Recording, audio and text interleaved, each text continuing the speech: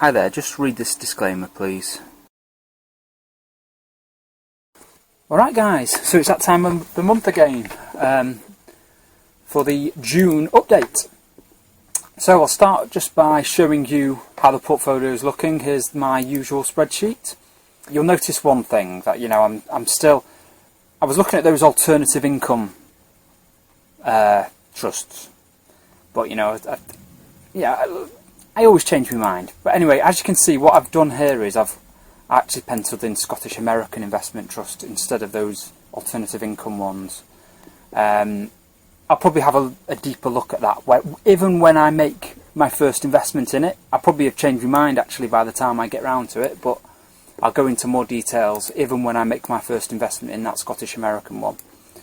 It's quite a low dividend yield, as you can see. But I think that's part of my problem, is I keep going for high dividend yields and they're not in favour at the moment. Anyway, the other thing is, if I just sort... Right, so I've just sorted it by value. I had to modify these cells to make these numbers still calculate correctly when I change the order of these ones. So as you can see, Scottish Mortgage has really become significantly the biggest holding. So one thing I was considering doing, and I might still do at some point, is to just top slice that. Because as you know, my estimated dividend is about 10 grand, but I actually spend about 14 grand. 1 grand comes from the LISA, so when I get the bonus from that, I get about £1 grand from the government. And then about 3 grand has to come from selling capital.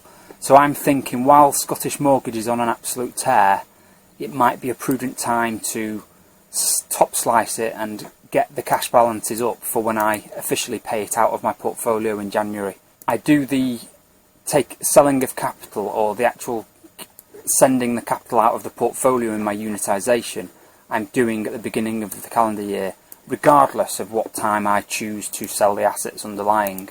It's something that I was close to pulling the trigger on, and to be honest, I'm still in two minds. It's something I'm thinking about. I might just let the winner keep running. I don't know. It's hard to tell. Hard to tell what I might end up doing. I think if I did trim it, I'd still keep it as the biggest holding. I mean, technically, it should really go down to 25 because that's the target weighting, really. But actually, I'd still want it to remain my top holding whilst it's doing well. Okay, so the usual stuff. Here's my unitisation. Value's gone from 0.895p to 0.914. You can see on the chart there, not much has happened really. You can see that my portfolio was up 2.02%. The Life Strategy 80 and 100 both beat me again this month. And I marginally beat the 60 and the Vanguard UK All Share. And as you can see there's the cost, pretty similar to last month. That's the extra, so what, about 105 quid extra in costs? And you can see the individual numbers there. As usual, Scottish Mortgage that's carried on killing it, and obviously the Baillie Gifford Long-Term Global Growth, or whatever it's called. They're very similar funds, so obviously they go hand in hand together. The open-ended fund is slightly higher, even though it's got higher charges. Fundsmith was a bit flat, so that's, compared to normal, that's quite an underperformance for Fundsmith. Same with Finsbury, just slightly lower. Woodford had a load of... Yeah, this is just going to be a disaster until it ends. It's going to keep going down and down. No one's going to pay a decent price for any of the assets that are left in that Woodford Equity Income Fund.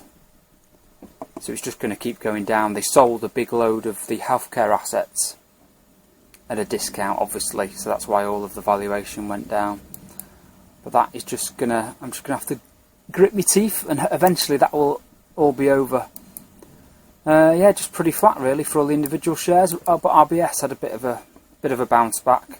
It's probably just kind of normalising that result from the month before, where Barclays did well and RBS was flat. It's kind of just getting it back to an even keel, I suppose.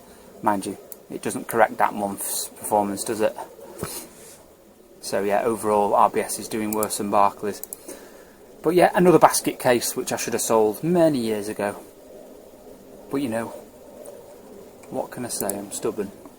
Portfolio changes during the month, there was none. Yeah, not a single transaction occurred. So how much was it in total? £817 were paid.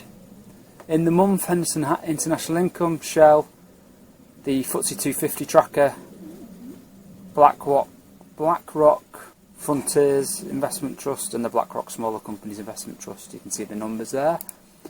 Don't know why that number is still bold. Well, not bold, but not grey. And there's the dates received. But then in the kind of unitisation way, I paid 811 quid to myself. And I've got quite a cash pile in the ISA now, £3,041 in the ISA, so really need to get that used. I need to sell some stuff outside of the ISA, buy the same stuff inside, or actually it would more likely it would be a change in my portfolio rather than just a straight swap for the. And the dividend announcements for the month, Lowland announced a dividend of 15p to be paid on that date. And as you can see, it's just continuation from from the dividends before. It just carry on at 15p. And Merchants Trust announced their first dividend. Same story really, just a continuation from this dividend into the new financial year. But obviously, if they did continue at 6.8p all the way through the year, it would be 0.1p higher. So it would be a small percentage increase if they just kept it at that. What's the next one? Henderson Far East Income. So they've actually increased the dividend. I mean, if you look at these numbers from last year, they didn't need to increase that for it to be a year-on-year increase. They could have just carried on at 5.7p, which is what I was expecting. And I can only presume that they had people asking about this, or maybe just being concerned about it, because as you can see, 3 days later, they made this message to shareholders regarding dividend, where they're kind of. It's strange that people were complaining that the dividend was higher than expected, but obviously they must have had people concerned that they've increased the dividend when they felt they should have kept it at 5.7p. Sorry, that's the wrong one. Because they've obviously gone in here and explained. Basically, they're just saying that we're confident in the increase we made, but who knows? I don't know. I can see why people would have been concerned, because I was expecting 5.7p, and it probably would make me feel more comfortable if they kept it at 5.7p. I mean, they could have just increased it here by more if it turned out that they were right and they had more income than they expected. Anyway, I suppose it's good news really, but it's hard to see it as good news when everyone's feeling pessimistic. And what was the last one? JP Morgan Global Emerging Markets Income. Again, it's just a continuation from the previous dividends, 1p, to be paid in the end of July. Okay, so there's the announcements for dividends. As I mentioned, this is just what's in my head at the moment. Who knows? I change all the time.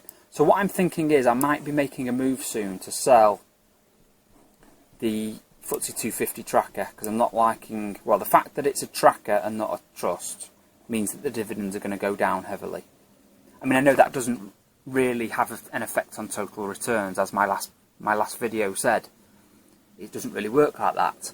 But it's just nice to get rid of it'd be nice if this number didn't go down, wouldn't it? Even if it's just a mental thing, it's not an actual thing that affects performance. But it'd be nice to get that into Scottish American, because they're similar yielding, 3.1% compared to 2.92%. But obviously this number for the FTSE 250 tracker is going to go down as each dividend comes through. But you know what, it could bounce back quicker than the Scottish American, couldn't it? A year or two down the line. So that's the next move I'm thinking I might make, but we'll see if it happens. As you can see, this change in the portfolio actually makes us 58% international, 41% UK. And then 0.44% cash, obviously, because those two numbers don't add up to 100, do they? That's the missing bit. Yeah, because it's just, you know, I'm always...